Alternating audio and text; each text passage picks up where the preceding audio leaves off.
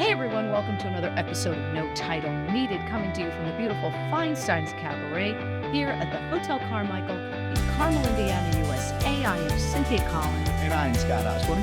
Today our guest is Kevin Bowen. Kevin, No. spill it. What is it that you do, Kevin, Thanks for having me. in sports? Yes, I am a radio host here in Indianapolis for our ESPN affiliate in town. So I co-host a morning show from 7 to 10 a.m. Downtown Indy. I also write for our station's website, mainly cover the Indianapolis Colts. But yeah, I've lived in Indy my whole life, lived in Carmel. I was actually born here in Carmel. So to be covering sports right here in my own backyard is something that I try not to take for granted. What's the name of your show? Yeah, it's a fan morning show. Right. Very generic. So it's myself, two other co-hosts. So again, we're 7 to 10 a.m. Monday through Friday, mainly talking Pacers and Colts. Definitely talk some college in the month of May, the Indy 500. Things like that as well. I also teach down at Indiana University, which is my alma mater. So this will be my 7th year teaching a class through their media school, multi-platform journalism class. So I'm the son of two teachers, so I've always kind of had that itch. A little radio in the morning and a little teaching a couple months out of the year. And I do, of course, I'm sure, as everybody did, flipped out, at the football team. Yeah. Winning. Oh, yeah, I am absolutely correct. I mean, when I was an undergrad, I was joking, like, we lost to Ball State twice when I was there. We won 3 Big Ten games in 4 years, and here I am. I don't know, watching them make this run, but, dominant, really. Right. Especially in the Rose Bowl and in that Peach Bowl. So it is still, kind of hits me, even though it's been now about a month removed from it. Like, wait, did that really just happen? The NFL Combine's about to be here in Indy. They've got 9 prospects going to the NFL Combine. A lot of those guys, if not all of them, will probably be drafted this year. Again, Indiana football having 9 players drafted to the NFL is also something that a 20-year-old me would have laughed at. We're not known for football. No, not at all. Or basketball down there, right? Certainly. Yeah. Certainly. So this morning show, with your other 2 cohorts, how did you get into this? Yeah, we've always had huge passion for sports. Obviously, you're So I mentioned both my parents were teachers. I grew up reading the Indy Star with my dad in the morning. Learned how to do math via Reggie Miller box scores. Open up the hard newspaper and find out. Okay, Reggie was 6 of 12 last night. Okay, 2-point shots are this and 3-point shots are that. So I've always had a strong affinity for really the black and white newspaper. And then over time, I think our journalism industry has evolved into a multi-platform industry. So, whatever your written content or even your audio content for a lot of people are not necessarily terrestrial radio. Hopefully you are for me, but if you aren't, we have a podcast and we obviously air shows on camera and things like that. So, started to get a little bit more into radio in college. And then was fortunate to join at the time. 1070 The Fan was what our call letters were back in 2017, and it evolved into a full-time morning show host. Now it's about 5 years, I think, if my memory serves. So congratulations. I love just being able to be kind of the first voice each morning. And if you're on a date the previous night and you missed IU, Purdue, Pacers, hopefully in your morning commute, you'll find a little bit of info and hopefully some entertainment. Count on Kevin. Exactly. I know. I already trademarked it. Yeah. So, do you you're doing a podcast now, so I'm correct? Yeah. And in school you were you're teaching a media class. Right. Is radio still your heart? Because you said with you say with the newspaper, it was all about the newspaper for everything, a lot of things, and then even radio kind of. Hopefully it won't, of course. Right. But Yeah, I'm not living under a rock. Yeah, it's not going by those. But what do you prefer? Yeah, I think what I tell my students, and honestly try to tell myself, is the need for content is always going to be there. It's just, what does that content look like? Mm-hmm. We're probably not doing something like this show, for example, 10, 15 years ago. But again, to a lot of people, the audio platforms have evolved to, yes, you can dial to 1070 WIBC or to 93.5 FM, hopefully to us. But, maybe you're streaming via one of our streaming platforms and consuming audio in that realm. I think it's 2 different audiences. I spoke to the analogy earlier of I kind of view the morning show, 7 to 10 a.m. You're probably listening live. You probably have, maybe you've missed something from the night before. Can we fill you in? Can we be kind of the local sports center is how I view us. But on a podcast, You brought it up. I do have a Colts podcast I do twice a week during the season, once a week during the off season. I view that as the diehard of the diehard fans. Right. So we're talking to a little bit of a different audience there. Maybe not my mom listening to the morning radio show, but to season ticket holder in section 424 that's, been doing that for 15 years. Right. So I just think you have to know what your audience is. And, again, content from newspaper, terrestrial radio, and maybe your local news, maybe that won't be the same in 15, 20 years, but people are still going to consume. We all consume. Mm-hmm. It's just we do it in different ways than we used to. All right. You feel you got to keep up with that? Yeah. And that's why I really believe you got to be multi-platform. I write for our station's website. You mentioned the podcast. I do TV here with Wish TV locally as well. To me, I think the more versatile you are, the better chance you have to really thrive. Hopefully not just survive, to thrive in, again, an industry that I would argue is as ever-changing as really in, right? So that's kind of how I look at it. I know I'm not Pulitzer Prize winning by any means in any of those platforms, but if I can just be available to the consumer, whether that's a reader, a watcher, a listener, social media, then hopefully they'll make a connection and maybe then you draw them to another platform. Maybe they see you or hear you on the radio and now they're like, oh, wait, did he just say he does a TV hit? Oh, where's that? Or, they find you on social media and then boom, maybe they're reading your content, some of that. And speaking of social media, I mean, you got to be up to date on the trend on a monthly basis. That is, ever changing. Yeah. Now, hold on. So everybody stop the presses. I'm kidding. Do you cover, obviously you're covering the Colts, you're covering the Pacers, you only do a little bit of college stuff, and that's it. It's like basketball, football. That's it. Yeah, so my Colts coverage, that is pretty daily from about training camp in July until their season. Mm-hmm. So I'm going over to the Colts complex on the west side of Indianapolis, and I'm there for their daily media availabilities. I go to all the home games. Used to go to road games, but with having a 7 a.m. show on Monday, it's just hard to make all that work. So, again, that's kind of the daily grind for me. Now, from a basketball season standpoint, I'm in the thick of it right now because, the Pacers are about ready to go out on the West Coast here in a couple weeks. Those are 10:30 tips. But, that's part of our job is to, and again, trust me, I love what I do. But, some of it is, hey, you got to stay up until 1 or 2, watch the game. And then again, at 7 a.m. in the morning, you've got to present that content to people that probably didn't stay up for that. In IU, Purdue, Butler, same thing. If they've got the 9 o'clock tip on a Tuesday night, you never know when that game could change the season, good or bad. You got to make sure that you're watching it. So, pivotal. Yes, exactly. Now, again, I do what I love. Yes, there are some time constraints, and by no means am I making money that has a bunch of commas and zeros on it. But I truly do what I love, and I think me sharing how I kind of grew up and reading the sports page. That's something I don't take for granted because I know there's a lot of people. Do you still read it? That don't. You do. Oh, right? Sure. You know what's going on. Yeah. But you're right. Exactly. Well, you're right. I'm an old soul, so right. I'm reading that newspaper. Yeah. Yeah. Exactly. Real quick, because we're going to have to take a break here for our sponsor. Do you, and we can get to this when we come back, though. Let's just take a break, because I do have a question about, because this is what he's, obviously, how long have you been doing this, real quick? Like, covering, yeah, since I graduated college. So, yeah, I'm 36, so 15 years. Oh, my gosh. Yeah. All right. Okay. Hold that thought. All right. We're going to take a break from Kevin Bowen, and we're going to let you listen to our sponsor, Randy Sorrell. Hey everyone, we're lucky enough to have artist Randy Sorrell as our sponsor. And today, he's going to show you a few of his beautiful pieces. Check this out. Say hello to Songbook Standards. This is an original acrylic, part of my music series that I completed in 2024. Sort of celebrating jazz and blues and cool clubs all across the nation, or the world. And if you dig music, man, you are going to love this one. Lavender Fields is part of my landscape series. Now, if you could see this in person, you would recognize how thick and juicy and packed full of color this painting is. And it really captures the lavender fields that you see in France. And, sometimes you're in Indiana. I think you're going to love this one.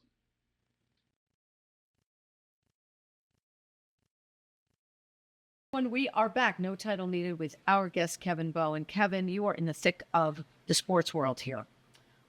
Radio show, podcast, you write for the radio show, you write for the podcast, you're a jack of all trades with this Educator. my God, educator at IU. Yes, how could I forget?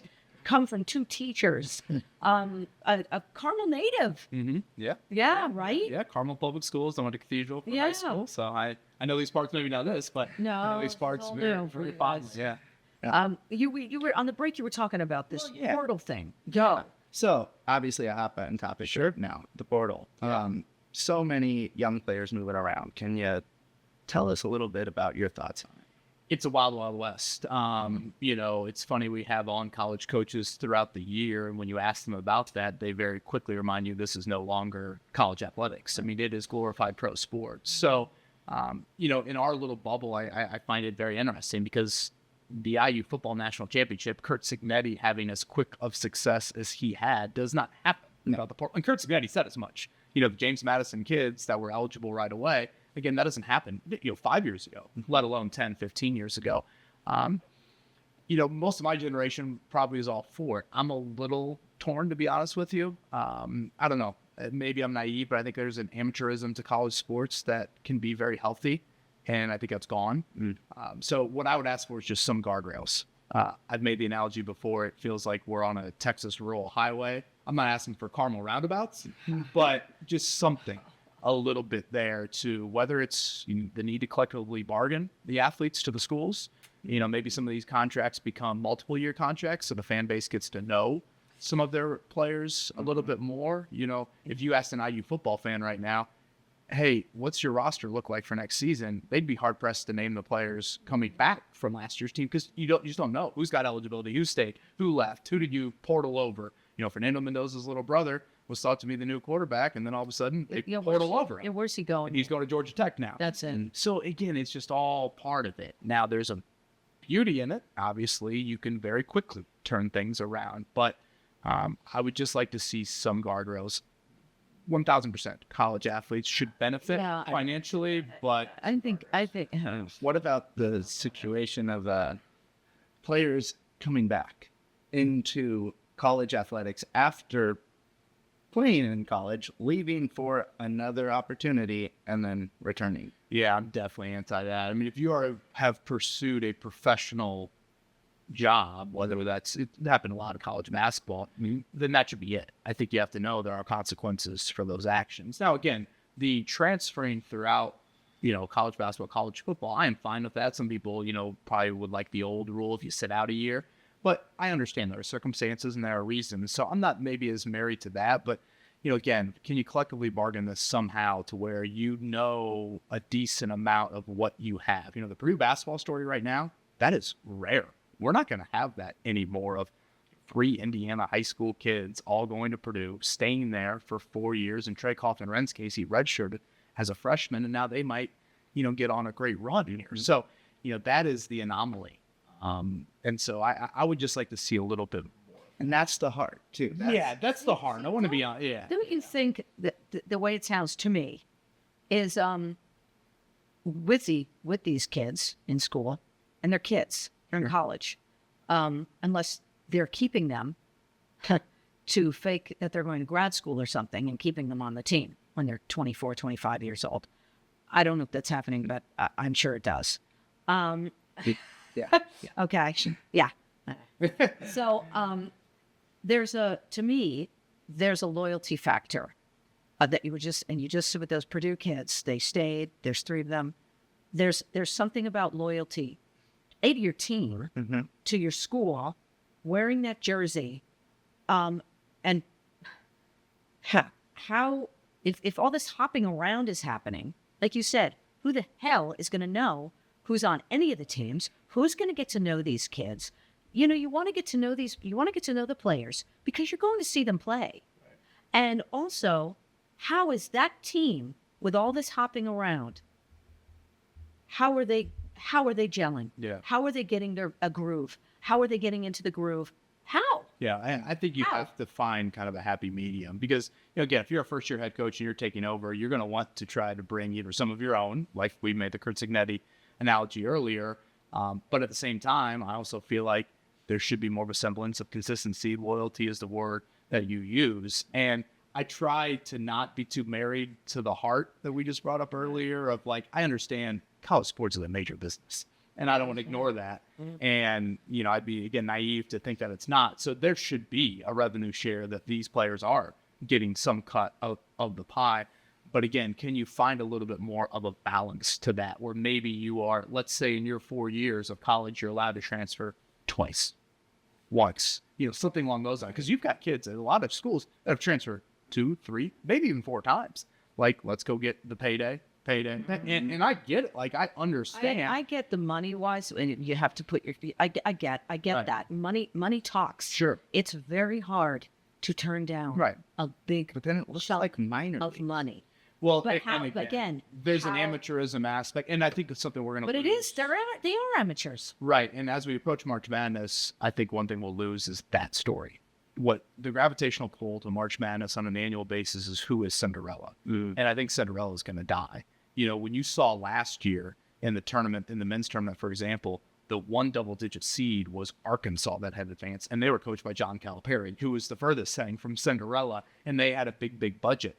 The stories of Butler down the road going to back-to-back national championships, or even not even a Butler, but whether it's Princeton from years ago or St. Peter's here or this story, you just aren't going to have that because now what do? They go to the St. Peter's and they say, that's the best player at St. Peter's. You made how much? Oh, you got free car washes for a year? You come here and here's 6 figures, maybe even more.